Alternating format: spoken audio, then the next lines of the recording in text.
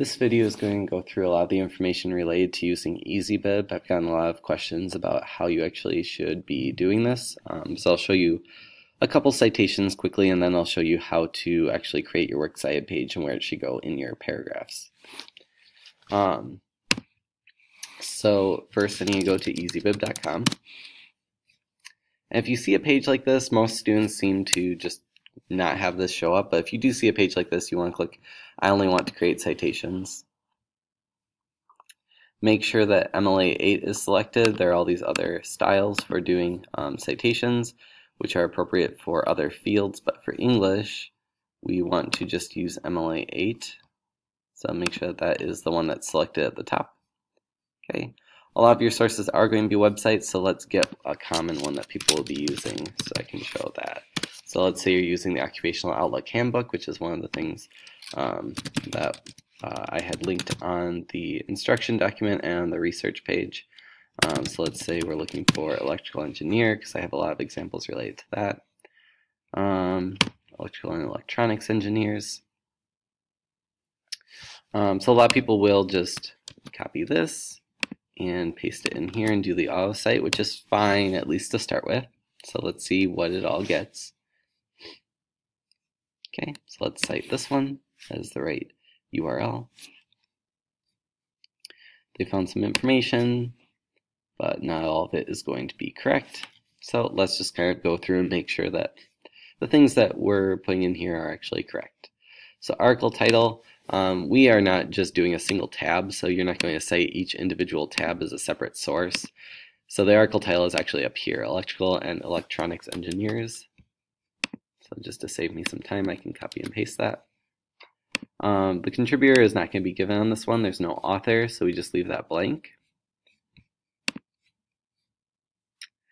This is usually not true that the website title and the publisher or sponsor, they are not usually the same. So if we go to the website, we can find the website title as the Occupational Outlook Handbook, and then the publishing or the sponsor would be Bureau of Labor Statistics. So if we go back here, this part is right, but we want to change this to be Occupational Outlook Handbook. It has the URL there.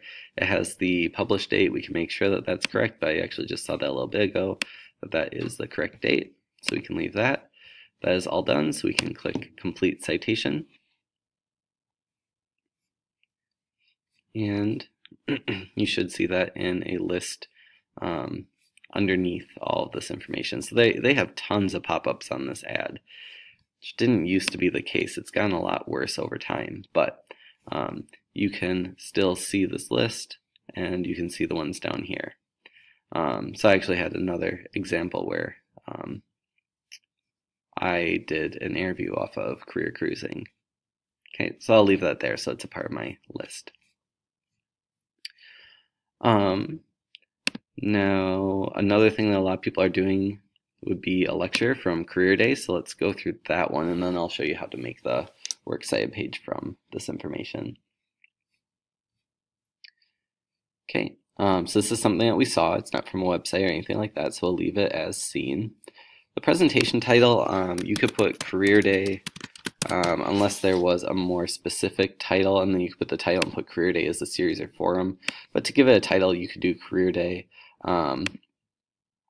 It would also be acceptable to do the job title, like in this case, if there was an electrical engineer, that would be fine. And then you could do Career Day here.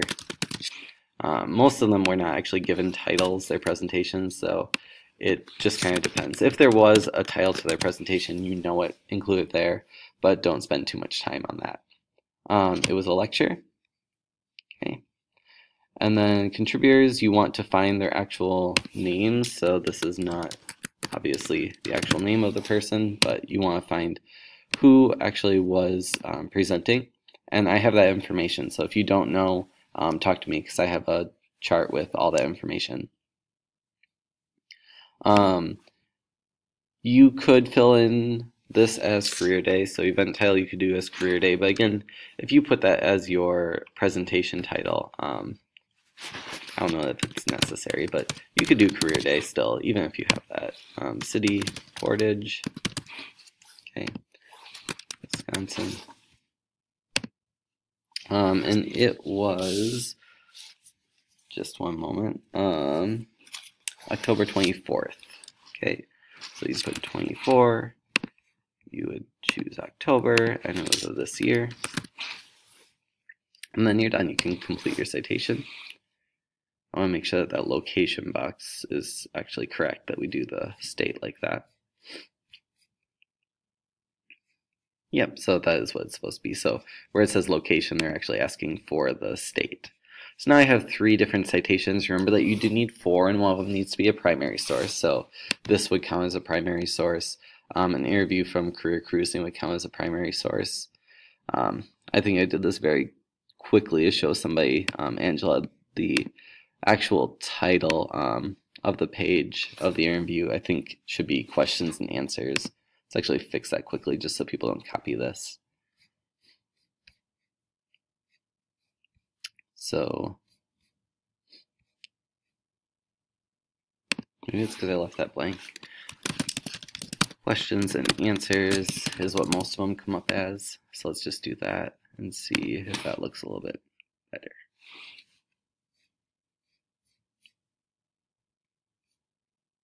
Yeah, that's better. Okay, so once you have all of your citations that you need, there is this button that says Export List. You can do export to Word doc if you have Word, but you guys don't, so you can do save to Google Docs.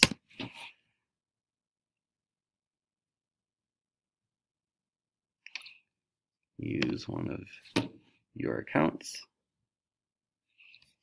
Allow it.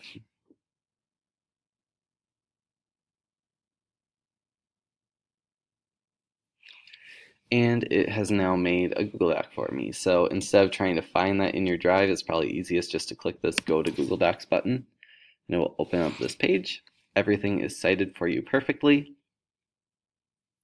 This might look a little bit goofy. That's just because the URL is so long that it wanted to put it on its own line. So all of this is correct. And all that I need to do now is put it into my document with my paragraph. So what is it? Docs.new, I think is right. Yeah. So that makes a new document for me. And you should have all of your paragraphs written in here. So I would probably have this as Times New Roman 12, that you're not actually graded on your formatting. But just because it's usually what you should be doing. Double spaced. So here is paragraph 1, paragraph 2. Don't actually write anything like this. I would have my actual paragraphs here. Hopefully that's clear. But anyway, once you have all 4 of your paragraphs, you will go to the very end, and you will make a page break. So you can either click Insert, Break, Page Break, and it'll go to the next page, or you can do Control Enter. It's the hotkey for that. And once you're on the very last page of your document, right at the top, you want to simply copy and paste all of this over. So I would take all this, copy it, Control C, and go back to my paragraphs and paste it, Control V. And just make sure then that you don't have an extra space here at the top by accident. Some people accidentally end up with something like this, which isn't quite what you want. You want to make sure that that actually is right at the top. Even this side. Did I add another one? Nope, that is at the top. So just make sure that it is at the top of the page on your very last page. Okay. The reason that I said that you should add a page break instead of just, for example, at the end doing this type of thing, just hitting enter a bunch of times. 1, this takes longer, but 2, and more importantly, if I ever change anything up here, like let's just take out a line, it affects things down here, okay, which is a problem if you do any editing after you add your works cited page. However, if you instead add a page break, now you can take as much out up here as you want, or add as much, and this is going to stay exactly where it's supposed to be. unless you accidentally delete the page break. That would be the only issue. Okay, so hopefully that gives you a good idea of how to use EasyBib and how to create your works cited page. But if you have more questions, please let me know. Remember that these are due later this week, so you want to make sure that you try this early on, not that you run into problems on the last day before it's due. All right? Thank you very much. Bye.